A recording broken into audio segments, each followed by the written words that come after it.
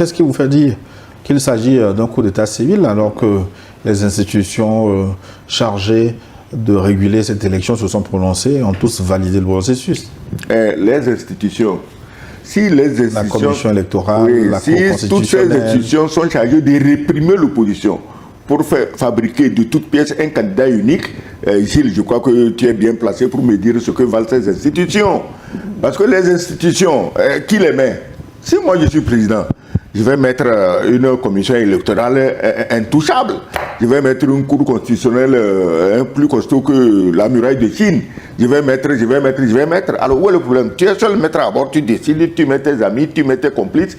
Ceux qui ne veulent pas être tes amis ou tes complices, tu les achètes. Et puis le tour est joué. Je crois quand même qu'il y a des choses, il ne faut pas les faire. Il y a des choses, il ne faut pas les faire. Il ne faut pas les faire. Moi, je préfère même que tout le monde soit candidat et que tu arrives même à truquer les élections, hein, plutôt que d'assister à ce qu'on a assisté. Même Paul Biya, que tout le monde décrit. Mais Paul Biya, quand même, il a mis un candidat qui aujourd'hui peut oser dire qu'il a gagné. Mais Paul Biya a également écarté un opposant de poids, oui, le leader historique.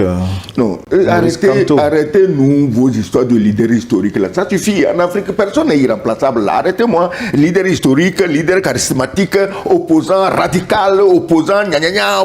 On cherche tous les adjectifs négatifs pour mettre sous les oppositions. Oui,